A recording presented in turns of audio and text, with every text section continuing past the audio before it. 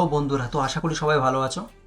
তো আজকেও হঠাৎ ডিউটি থেকে এসে আমি কিছু এক্সট্রা কাজ করছিলাম, আর একটা স্টোরি আমার মাথায় আসলো। আমি ভাবলাম কেননা আপনাদের সাথে, সবার সাথে আমি সেই জিনিসটা শেয়ার করি, আর আশা করি সেটা ভালো লাগবে সবারই। তো একটু মনোযোগ দিয়ে শোনো।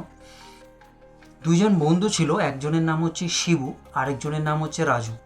তো ছোট থেকেই দুজনের খুব কাজ বাজ নিয়ে খুব একটা অন্যরকম চিন্তাভাবনা ছিল। আর শিবুর যে চিন্তাভাবনা ছিল সেটা হচ্ছে তাকে আগামী 10 বছরের মধ্যে যে করে হোক একজন সাকসেসফুল মানুষ হিসাবে পরিচিত হতে হবে। ঠিক তেমনই রাজুরও একই রকম চিন্তাভাবনা ছিল যে তাকেও আগামী 10 বছরের মধ্যে একজন সাকসেসফুল মানুষ হিসাবে পরিচিত হতে হবে। কিন্তু দুইজনের মধ্যে পার্থক্য এটাই ছিল যে একজনের কাজের প্রতি একটু আগ্রহ বেশি ছিল, আরেকজনের কাজের প্রতি একটু আগ্রহ কম ছিল। বাট সাকসেসফুল হতে হবে দুজনকেই পরবর্তী 10 বছরের মধ্যে, এইটা চিন্তাভাবনা ছিল দুজনেরই। তো যার কাজের প্রতি আগ্রহ বেশি ছিল সে হলো শিবু, আর যার কাজের প্রতি খুব একটা আগ্রহ ছিল না, বাট তাকেও সাকসেসফুল মানুষ হিসাবে পরিচিত হতে হবে, এইটা যার চিন্তাভাবনা ছিল তার নাম হচ্ছে রাজু। তো শিবু যে কোম্পানিতে প্রথম জয়েন করেছিল তার প্রথম মাসের মাইনে ছিল হচ্ছে মাত্র 20,000 টাকা।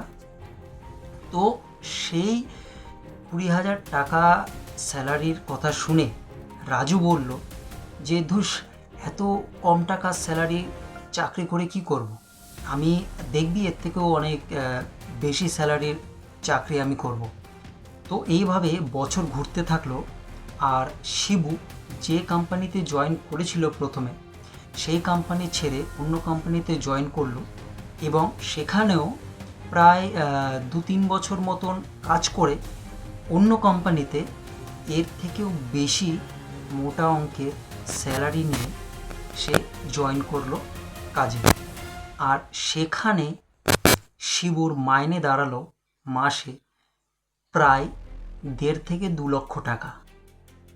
যখন সে শুরু করেছিল তার কর্মজীবন, প্রথমে তার স্যালারি ছিল বা মাইনে ছিল মাত্র 20,000 টাকা। সেখান থেকে কয়েক বছর পর সে যখন অন্য কোম্পানি আরও একটা দুটো চেঞ্জ করে সে যখন নতুন কোম্পানিতে জয়েন করলো, সেখানে তার মাইনে দাঁড়ালো 1.5 থেকে 2 লক্ষ টাকা প্রতি মাসে। কিন্তু রাজু সেই আশায় বসে থাকলো যে সে কখন প্রথমেই 2 লক্ষ টাকার চাকরি পাবে।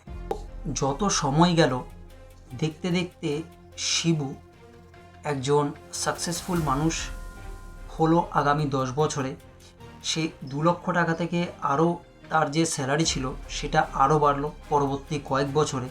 কিন্তু রাজু সেই আশায়, যেখানে সে 10 বছর আগে ছিল, 10 বছর পরেও কিন্তু সে সেই জায়গায় কিন্তু বসে থাকলো, এবং পরবর্তীকালে সে ডিপ্রেশনের শিকার হয়ে গেল।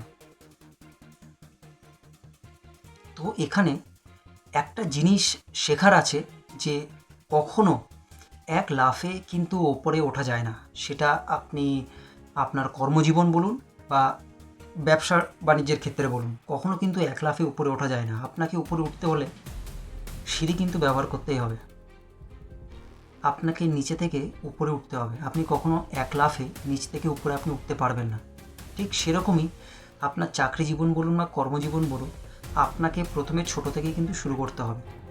তারপরে আপনি ধীরে ধীরে ধীরে ধীরে আপনি উপরে গিয়ে পৌঁছাবেন। আর এটাই হলো বাস্তব। সেরকম ব্যবসা বাণিজ্যর ক্ষেত্রেও কিন্তু সেম।